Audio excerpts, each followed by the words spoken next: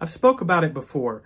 There are musical acts that I can remember 30 or 40 years later exactly where I was the first time I heard them. I can remember what the weather was like. I can remember what I was wearing. I can remember who I was with.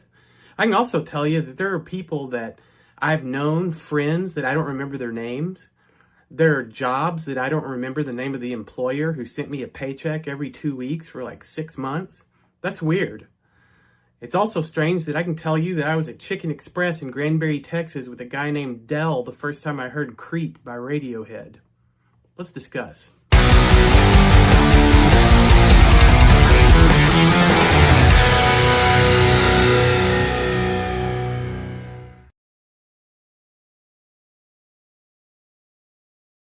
Okay, well, I've touched on this topic a couple of times, and I just figure it gets its own segment. So tonight, I want to talk about bands that I remember exactly where I was the first time I heard them, and some of the details I remember, and why I think those were memorable.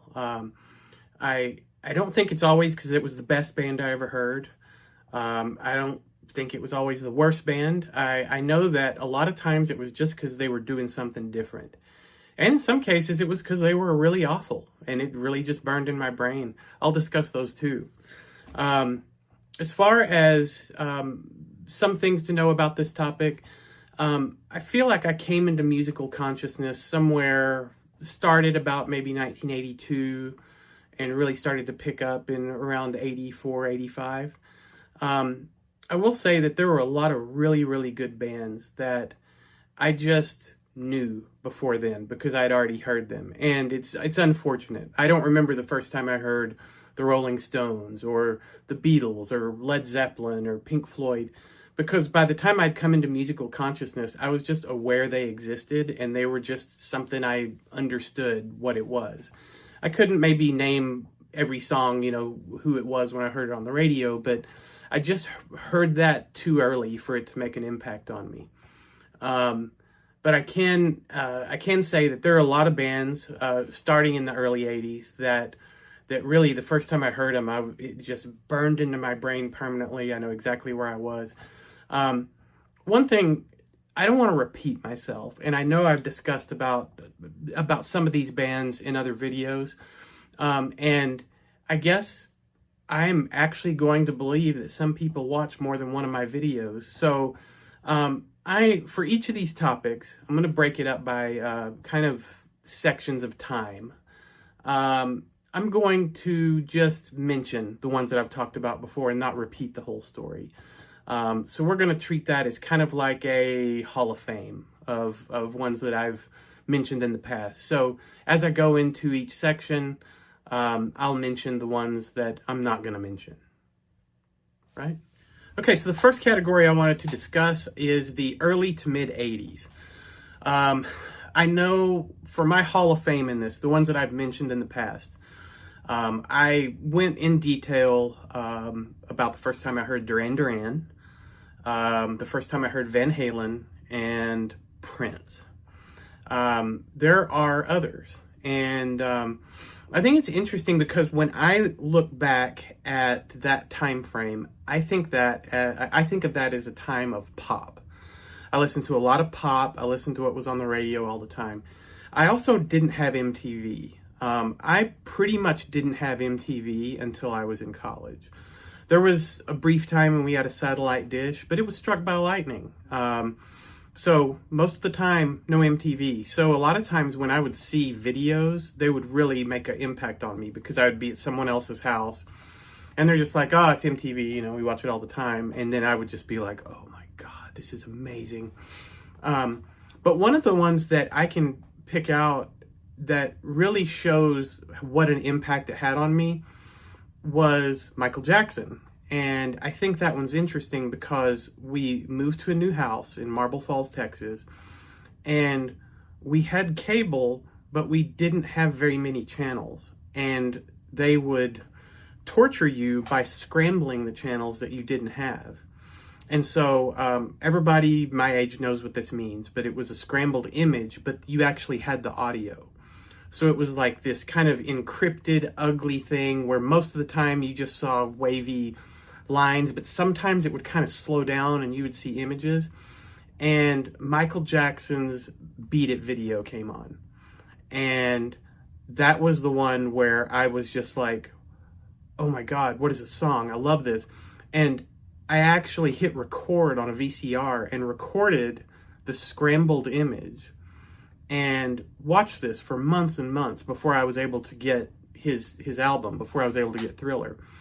And I still remember exactly how the image was scrambling, and I remember that it kind of slowed down where I could see him dancing. So that was the first time I heard Michael Jackson, and even through all of that, that was enough to make that kind of impact. I also know around that same time, one that is kind of weird, kind of interesting that it struck me at that age, was Bruce Springsteen, born in the USA. Something about that just fascinated me. Really liked the song as a kid. And then the other that I would say from the world of pop was Cyndi Lauper, where I remember same house, also scrambled video. When I actually finally saw the video, I even remember that. I remember seeing her the first time twice because I was fascinated. I think it was mainly just the way she looked and the way she danced was so just out there and crazy. And I think that's about it for pop. And then I look at the other ones that really strike me, and it's interesting because these are not bands that I listened to a lot at that time because I was still into pop.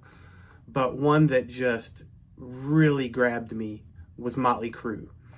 And really, when you look back at the history of things, the whole 80s hair LA scene, really the template for all that was some kind of combination of Motley Crue and Wasp. And Motley Crue definitely seemed to get more fanfare from that. And it was kind of like they were the template that everybody built their hair band off of. And I definitely remember my friend saying, hey, have you heard this? And he put it in, and I was just like, oh my God. I remember it was a little gray boom box. I remember he had 2 tape players in it, the dual cassette player. I'd never seen one of those, and I was just like, wow, this is amazing. And I don't know what the timing works out, but also Quiet Riot. I remember I heard it on the same tape deck, might have been the same day, and it was the same person playing it for me. I'm not sure though, because this person showed me a lot of music. And then the other one, and I would say the final one that I would from that era is Rat. I was on vacation in Galveston, Texas, and I found the radio station that was playing all the pop songs, and they played Round and Round by Rat, and I thought that was the coolest song I ever heard. So I guess there were kind of signs already that maybe I was starting to trend toward louder, more aggressive music. But still, for years after that, if you were to look through my tapes at home, it was all a bunch of pop. It was all Michael Jackson and Prince and the Police and, stuff like that. So those are the ones that stick out from that time frame for me. So now that we're getting into the late 80s, I think that there are so many, there's probably 30 to choose from, and you'll see with the 90s, there's even more than that. I can kind of pick and choose the ones that are more interesting. My Hall of Fame on this one, I think the only one I've actually discussed is Metallica. So I think it's no surprise that I also remember where I was when I heard the rest of the big four. Your Anthrax, Megadeth, Slayer. And also, I think one of the most vivid is the first time I heard Guns N' Roses. I heard Sweet Child of Mine on a highway with my parents on 97.1 The Eagle, somewhere near Biloxi, Texas. It was still staticky, and we came up a hill, and we're finally able to get the Dallas stations. And I heard the first notes of Sweet Child of Mine, and I was like, what is this? And when the vocals kicked in, I was like, I've never heard anything like this. And I think it's because they had such a LA scene glam rock thing going, but they just broke every rule musically. It was like everybody's playing, this style of guitar, and they're playing on Kramers and BC Riches, but we're going to have a guy that plays blues on a Les Paul, and everybody sings a certain way and sounds like Warrant, but we're going to have this guy that sings like nobody that's ever sang before or after, and so that album was just a big punch in the face, and just the kind of punch you like. So there were those. I could go on about other metal bands or whatever. I think where it gets interesting is when you get outside of that. One of the most memorable I remember hearing was Boys in the Hood by Eazy-E. Never heard of him, never heard of NWA. Heard this song, I just was going down the dial in my room and got over to K104. And this was some kind of a premiere. I heard it and just loved that song. And then couldn't find it anywhere. And it ends up, strange enough, somehow ended up on the early adopters of Eazy-E because it wasn't really released yet. They had some kind of connection between NWA and the DOC relocated to Dallas, and he was like feeding music to K104 or something. I don't know what I'm talking about, but I kind of do. But yeah, I remember that. And so, yeah, I found out that we actually heard that in Dallas before they heard it in like New York. But loved that. Another one that jumped in my face was Tone Loc. I think, I heard the drums, at the beginning of Wild Thing, sounded, I thought it was a sample of Jamie's Crying by Van Halen. So when I heard that, I was like, oh, Van Halen's coming. Oh, wait, why is he rapping? And, so that was the first time I ever heard like samples like that in rap. Another weird one, what was it? It Takes Two by Rob Bass and DJ Easy Rock, I think. Heard that, loved it. And I remember the first time I heard that, and maybe the strangest, and I think it's just because it was such a good video, when we briefly had MTV before lightning struck our satellite dish, what's it called? Okay, why don't you just give me... I Can't Wait by New Shoes. I loved the video to that. I went back and watched it, like, today, because I remember that I just loved this video. Now when I go back and watch it, the singer kind of looks like some girl at her desk that works for HR. And so I guess it was all the like video effects that were like cutting edge for the time, which all looks dumb now. But yeah, those really stuck out to me. So I think out of the late 80s, those are the most memorable, other than the ones I'm not going to talk about because they're obvious. But anyway, so when we get into the 90s, I think that was probably the era that I listened to the most music. And it was like kind of all I cared about. So you would not be surprised by, 9 Inch Nails, Tool. When I first saw the video to Sober, what is this? Radiohead, Rage Against the Machine. All those bands, that were doing something different. And those all, and I could go into those. It's not a surprise. Like, yeah, I was out somewhere in my friend's car, whatever. I think a couple that are interesting. I think one of them that sticks out to me is country singer Chris Ledoux. And I think it doesn't have that much to do with the music. I think that it really has to do with the situation. At my high school, there was a senior skip day where every year, all the seniors would just not show up for school one day. And they'd plan out ahead of time, and it was cool. And I was really excited when I was a senior in high school that it was our turn to do it. And it really seemed like that I was going to be the person who was going to spearhead this whole thing. So I started talking to everybody in my class. Now, my senior class was, I guess they were kind of lame, to be honest. Like, there were some cool people in it, but there was a lot of them that just weren't very didn't like to go hang out and didn't like to go do stuff. And I wasn't friends with a lot of people, like close friends with a lot of people in my graduating class. So everybody was like, yeah, senior skip day, we're going to go. Now, I mentioned before, I had a very small graduating class, like 23, 24 people. Everybody said they're going to go. Then the day before, the principal makes an announcement that if you skip school on senior skip day, somebody narked that we were going to skip school the next day.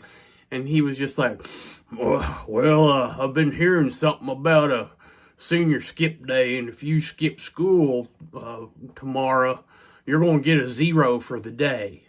I don't know what a 0 for the day meant. Like, they just randomly throw a grade in the middle of that, and so it was a pretty big threat. But I gave this pep talk, and we were all in the same classroom together, and I'm just like, and I mean, it was William Wallace from Braveheart, like, and, can't take our freedom, and everybody's just like, yeah.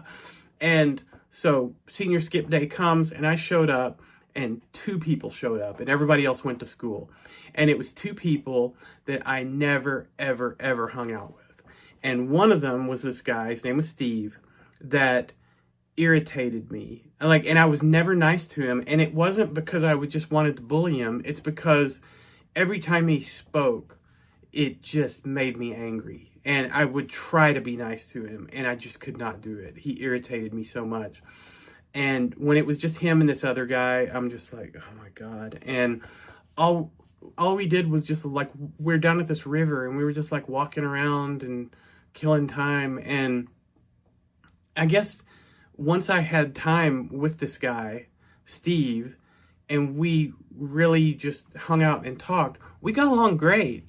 And I realized that he actually was trying to be cool, and that's why it was so irritating. But once it was just us, and we were out there, and we were talking about music, and he was like, well, here's what I listen to, and he put the song in, and I was like fascinated with This Cowboy's Hat by Chris Ledoux. And I had a great day with that dude, and I never hung out with him again. And I mean, 6 months later, he committed suicide. And I think that's what makes that song stick out, and it like retroactively burned it into my brain, was just the event around it, and just kind of the creepiness of like, I didn't know I'm with this guy in kind of his last days on earth. So that was weird. So for the 2000s, I think one of the ones that really stuck out to me, which is weird now because I never really listened to him much after, was The Refused, New Noise. They came out with that album, The Shape of Punk to Come, and I remember everybody I knew that was into punk hated this album so much. Like, they violently hated it. Like, they talked about it a lot. And I don't know if it's just because it was kind of claiming to be punk, but then it also had all these other elements that you don't associate with punk. There was like some EDM stuff going on, and like keyboards and like all kinds of electric drums and they had all this stuff. And I know that it pretty much just fell flat. But then, like, years later, I started to hear it in movies. And I remember, like, one of the coolest scenes in Friday Night Lights, the movie, they play that song. And the intro to that song, that's what did it for me, was the beginning of that song is so awesome. And I loved it. And album's pretty good. And it's weird because they called it The Shape of Punk to Come. There was actually a lot of music that I think that influenced. But nobody wanted to think that would possibly influence anything at the time, because it was like, well, no, this is punk, and it's going to sound like the way it does now forever. And maybe the stuff they influenced didn't call it punk, but they influenced people, and so I loved that.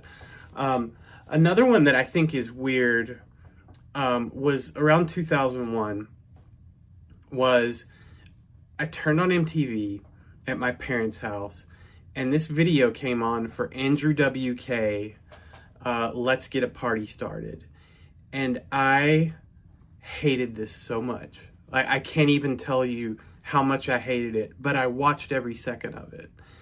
And I then found myself telling everyone how much I hated it. Then I found myself downloading the song just to listen to it so I could remember how much I hated it.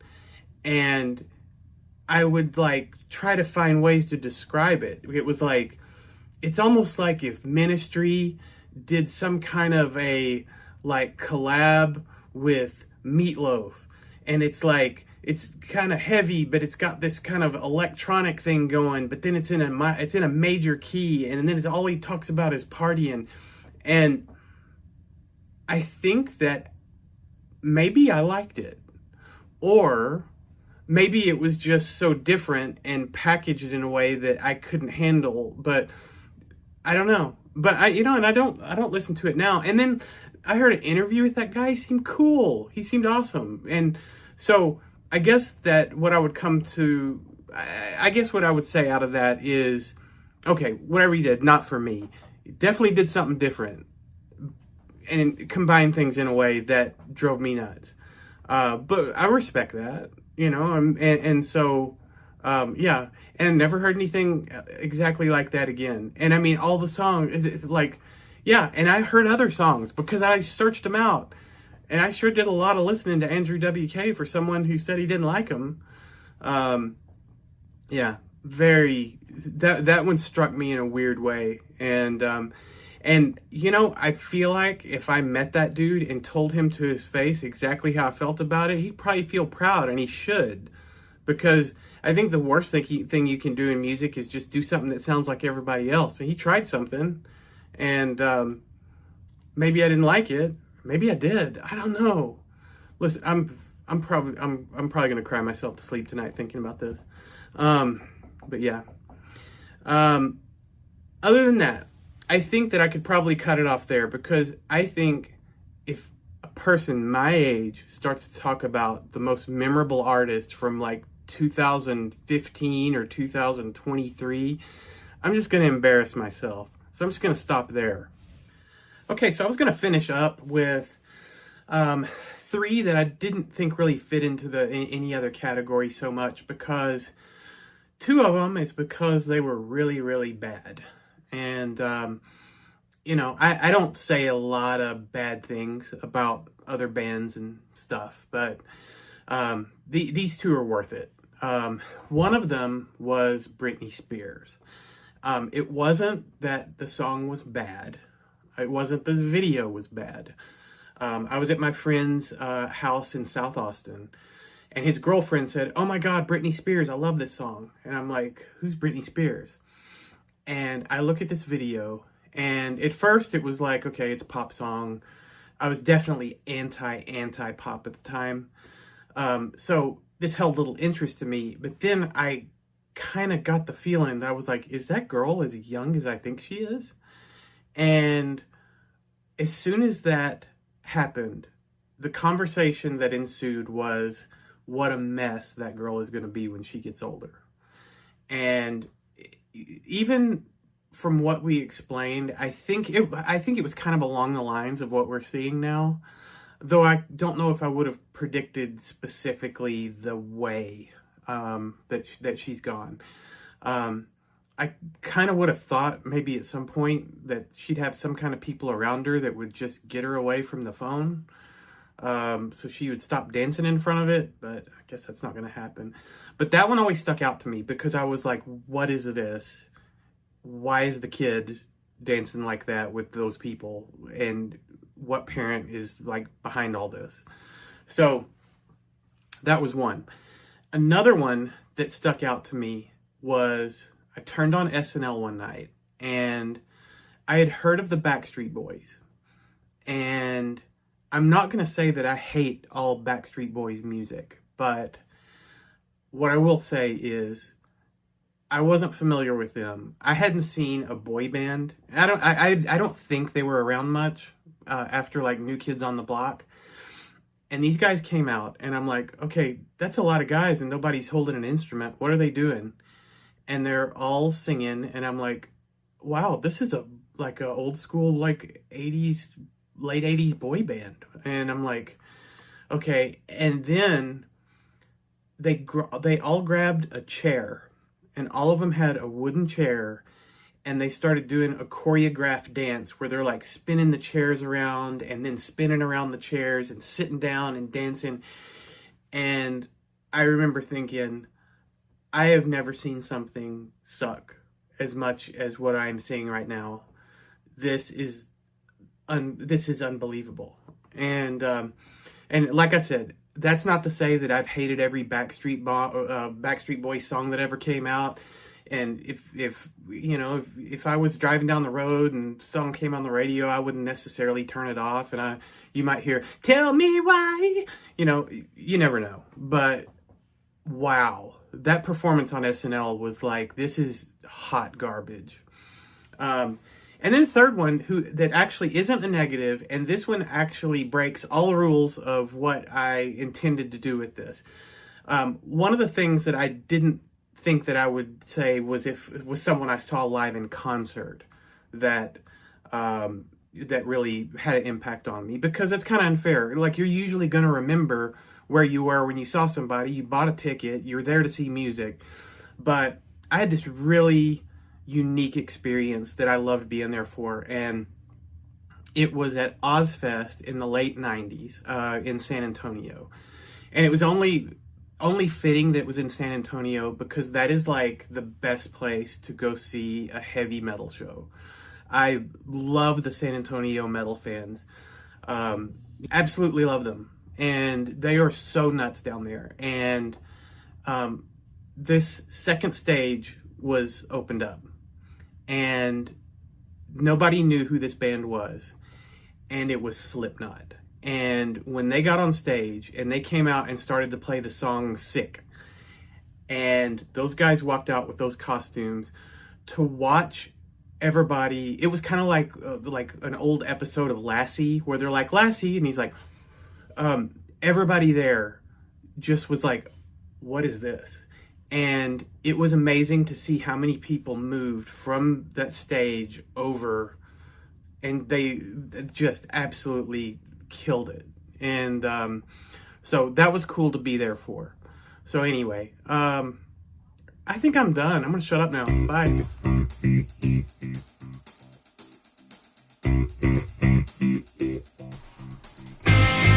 Pump up the jam, pump it up while your feet are stomping and the jam is pumping. Look ahead, the crowd is jumping. Pump it up a little more, get the party going on the dance floor. See, cause that's where the party's at, and you'll find out if you do that.